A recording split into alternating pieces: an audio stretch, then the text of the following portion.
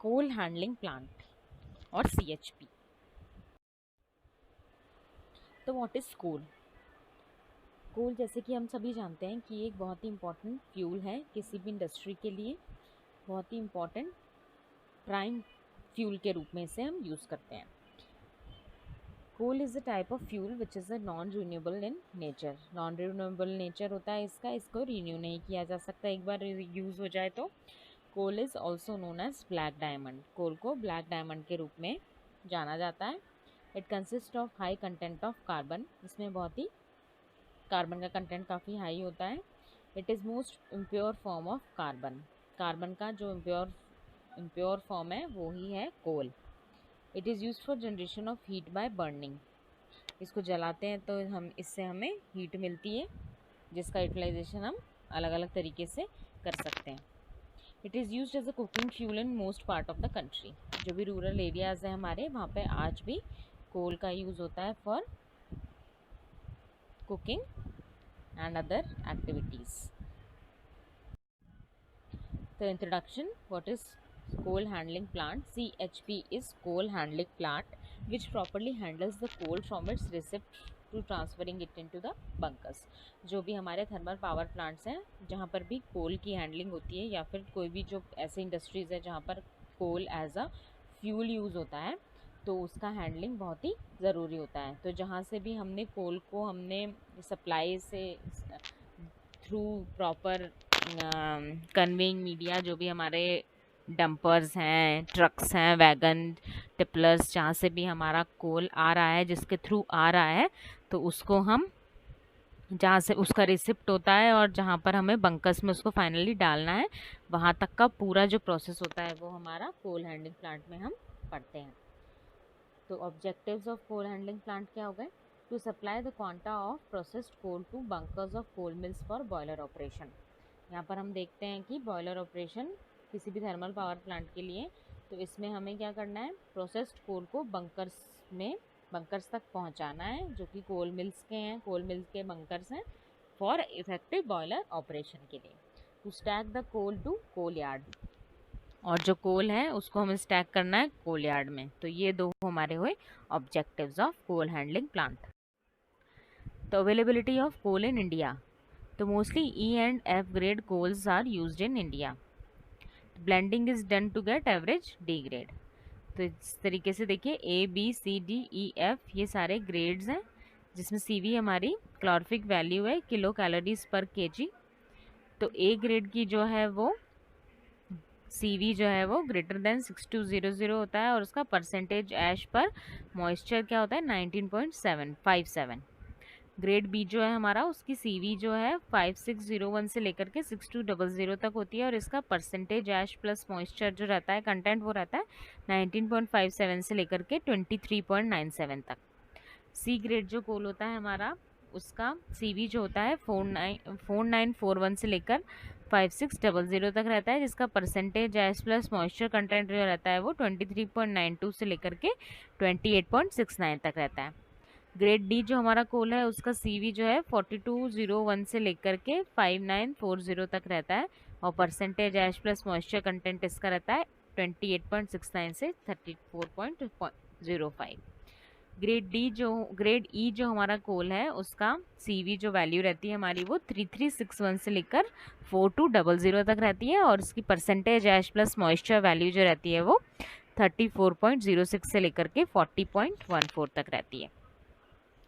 और ग्रेड जो फाइनली हमारा ग्रेड F है, उसका हमारा CV जो रहता है 2401 से 3360 तक रहता है, और इसका परसेंटेज ऐश प्लस मॉइस्चर जो है वो 40.14 से लेकर के 47.10 तक रहता है। तो ये हैं डिफरेंट टाइप्स ऑफ कोल्स के ग्रेड्स हैं, इसकी CV और परसेंटेज ऐश प्लस मॉइस्चर कंटेंट। अभी ट्रांसपोर्टेशन ऑफ कोल, तो कोल का जो ट्रांसपोर्टेशन है वो 5 तरीके से किया जाता है, रेलवेज, रोपवेज, रोडवेज, वाटरवेज और एयरवेज। रेलवेज क्या है, बेस्ट एंड चीप फैसिलिटी है, डोर स्टेप रहता है, through rails, trains, goods trains के थ्रू हम इसका ट्रांसपोर्टेशन करते हैं। ये बहुत ही अच्छा और बहुत ही सस्ता फैसिलिटी होती है, और डोर स्टेप पे हमें हमारा कोल मिल जाता है। रोपवेज क्या है, available only for TPS nearer to coal mines. जो भी हमारे प्लांट्स जो कोल माइंस से रिलेटेड जो बहुत ही पास में हैं उनको हम रोपवेज के थ्रू भी ट्रांसपोर्ट कर सकते हैं। रोडवेज क्या है, रोडवेज के थ्रू हम जो अपना मटेरियल ट्रांसफ़र करते हैं उसमें हमें चोरी का खतरा रहता है। वाटरवेज क्या है, वाटरवेज में हम कोल को थ्रू वाटर ट्रांसपोर्ट करते हैं। वाटरवेज में not be possible till TPS and problem of recalling arises if coal dip in water. तो इसमें ये कोल डिप इन वाटर का प्रॉब्लम हो सकता है, तो इसलिए वाटरवेज को हम थोड़ा अवॉइड करते हैं, लेकिन इससे भी काफ़ी कोल का ट्रांसपोर्टेशन होता है। Airways have to build runway near TPS which is very costly. और जो हमारा एयरवेज रहता है उसमें हमें रनवे बनाना पड़ता है टीपीएस के पास, जो कि बहुत ही कॉस्टली पड़ता है। एनालिसिस ऑफ कोल, तो केमिकल एनालिसिस ऑफ कोल किस तरीके से होता है, sample of coal is randomly collected. कोई भी कोल का सैंपल रैंडमली कलेक्ट करते हैं हम ईच रेक पे से, और डिटेल केमिकल एनालिसिस उसकी की जाती है। तो calculation of calorific value is carried out, जो कैलोरीफिक वैल्यू है उसका कैलकुलेशन किया जाता है और कंफर्म किया जाता है कि एज पर एग्रीमेंट ये सही है कि नहीं है। कोल माइन से हम इसका कंफर्मेशन करते हैं। तो इसमें देखिए आप, इस पाई चार्ट से हमें दिख रहा है ऐश का 10% है, ऑक्सीजन 8%, हाइड्रोजन 5%, नाइट्रोजन 1.5%, सल्फर और कार्बन का हमें परसेंटेज दिख रहा है। तो coal is composed of following, nitrogen, oxygen, carbon, ash, sulphur और हाइड्रोजन। ये सारे कंटेंट्स जो होते हैं हमारे कोल के अंदर, जब हम केमिकल एनालिसिस करते हैं तो हमें ये सारे कंटेंट्स पाए जाते हैं। जनरल लेआउट ऑफ CHP, जैसे कि हमें इस फिगर से दिखाई देता है, ये देखिए, ये वैगन टिपलर से हमारे हॉपर में जो है मटेरियल फीड किया जाता है और वहाँ से फीडर के थ्रू ये कन्वेयर बेल्ट के थ्रू आ जाता है। कोल जो हमारा है, जो कन्वेयर बेल्ट्स हैं ये RBC होती हैं, रबर बेल्ट कन्वेयर्स, और ये थ्रू देखिए ये पूरा चैनल है और ये क्रशर हाउस तक पहुंच जाता है हमारा कोल। फिर इसके बाद हमारे क्रशर हाउस में सर्ज हॉपर रहता है, जहाँ पर इनिशियली ये कोल कलेक्ट हो जाता है, फिर थ्रू वाइब्रेटिंग स्क्रीन्स ये नीचे क्रशर में आ जाता है और वहाँ से ये क्रश होके जो भी इसका नॉमिनल साइज़ रहता है, जो भी इसका ऑप्टिमम साइज़ कन्वर्ट करना है हमें, क्रशर के थ्रू कन्वर्ट होके ये थ्रू टिपलर ट्रॉली से हम कन्वे करके इसको हम फाइनली इनको बंकर्स में स्टोर कर लेते हैं। तो CHP की ऑक्सिलरीज क्या होती हैं, operational cycle, wagon tippler, conveyor belt system और क्रशिंग मैकेनिज्म इन CHP। तो ऑपरेशनल साइकिल हो गई पूरी। फिर एक हो गया हमारा वैगन टिपलर, जो पूरा सिस्टम है जो कि कन्वे कर रहा है कोल को। फिर कन्वेयर बेल्ट सिस्टम, जिससे पूरे सिस्टम में कोल की कन्वेइंग हो रही है। और फिर क्रशिंग मैकेनिज्म इन CHP, जो कि हमारा कोल को जो फाइनली क्रश करता है, वो क्रशर्स। ऑपरेशन साइकिल में क्या हुआ, बंकरिंग साइकिल, स्टैकिंग साइकिल और रिक्लेमिंग साइकिल। सबसे पहले बंकर्स में इसको डाला जाएगा, उसके बाद कोल की स्टैकिंग होती है और फिर फाइनली रिक्लेमिंग होती है। बंकर मतलब सिंपल स्टोरेज, जब हम इसे डंप करते हैं वो बंकरिंग। स्टैकिंग में स्टैक किया जाता है इसको लेयर बाय लेयर, और रिक्लेमिंग मतलब ट्रांसफर्स और लॉन्गिट्यूडनली, ये डिफरेंस होता है स्टैकिंग और रिक्लेमिंग में। तो रिक्लेमिंग में फाइनली इसको आगे थ्रू प्रॉपर चैनल इसको रिक्लेम करके आगे सिस्टम में भेजा जाता है। Bunkering cycle, from wagon tippler से ये थ्रू ये क्रशर हाउस में जाता है through surge hopper via vibrating feeder.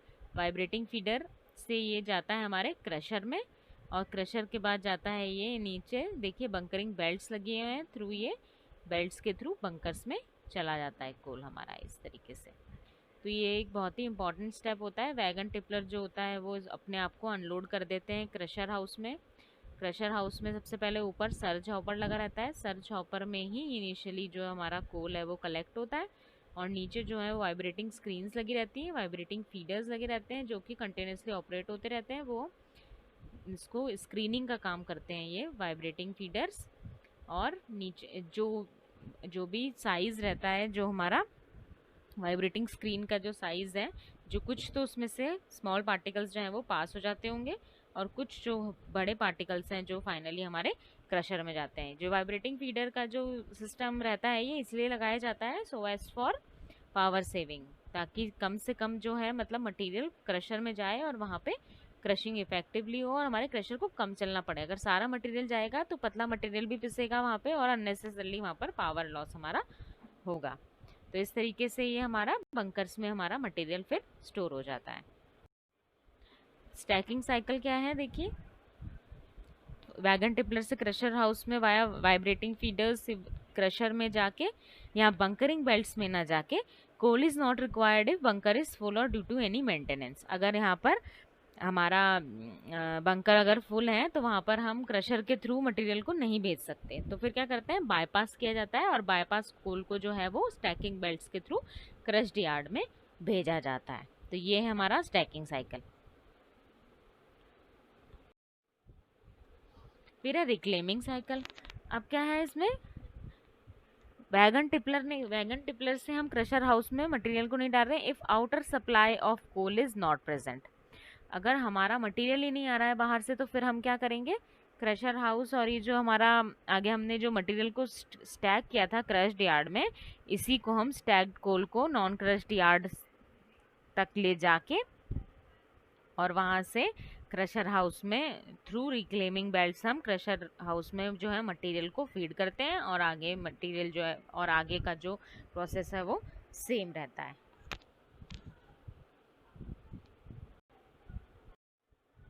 Wagon tipler. These are used to unload the coal wagons into coal hoppers in very less time. Example, 20 wagons per hour or more. It is of two types. Rotary side tipler rotate by 135 degree और rotary tipler rotate by 180 degree. ये क्या करते हैं wagon टिपलर, इसको हम कोल wagons को unload करने के लिए यूज़ में लिया जाता है। किस में अनलोड किया जाता है, कोल हॉपर्स में। बहुत ही कम समय में ये इसको अनलोड कर देता है। दो तरीके के होते हैं ये। Weighing of coal is necessary and carried out at wagon tippler. जो भी है कोल का जो होता है वेइंग होती है उसकी, it is rack and pinion type. Rack and pinion type का अरेंजमेंट होता है। Normally 50 to 60 metric ton of coal comes in each wagon. ये तो depends upon the capacity. Weight of coal equals to weight of loaded wagon minus weight of empty wagon. तो weight of coal क्या रहा, जो loaded wagon का weight था minus जो empty wagon का वेट था, उसका जो डिफरेंस है वो हमारा कोल का वेट हो जाता है। Wagon tippler drive system. तो वैगन टिपलर का ड्राइव क्या है देखिए, यहाँ पे ये मोटर के थ्रू थ्रस्टर ब्रेक्स लगे हुए हैं, ये गियर बॉक्स के थ्रू यहाँ पर हमारा पिनियन और ये स्पर गियर ऑपरेट हो रहा है और ये इस तरीके से ये टिपलर ड्राइव का सिस्टम है पूरा।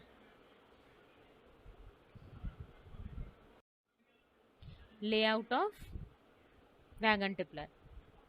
तो देखिए वैगन टिपलर क्या है, इसमें देखिए यहाँ से mesh of 250 mm into 250 mm की यहाँ पर देखिए मैश लगी हुई है सीव। ये हॉपर है, ये नीचे वाइब्रेटिंग फीडर है।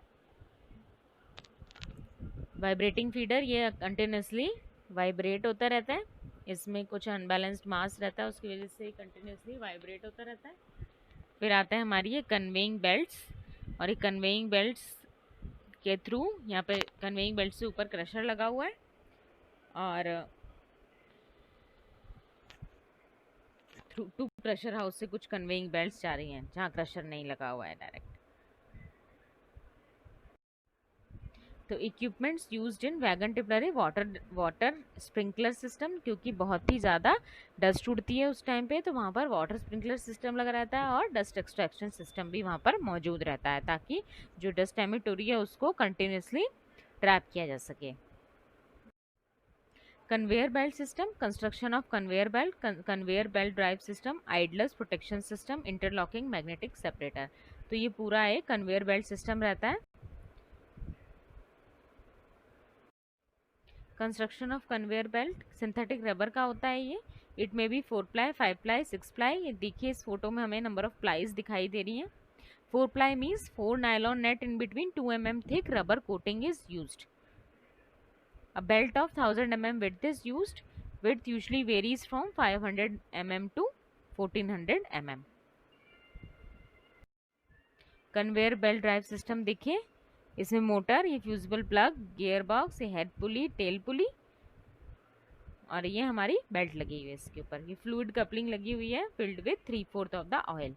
Belt speed before pressure 2.4 metre per second और speed after pressure 2.7 metre per second. Idlers दो तरीके के, कैरी साइड और रिटर्न साइड। सेल्फ अलाइनमेंट होते हैं, इम्पैक्ट होते हैं कैरी साइड में, रिटर्न साइड में रिटर्न रोलर्स और रिटर्न एडजस्टमेंट रोलर्स होते हैं। ये ट्रफ एंगल्स होता है, जो एंगल हमें दिखाई दे रहा है। Equipments used in coal handling plant, vibrating feeder.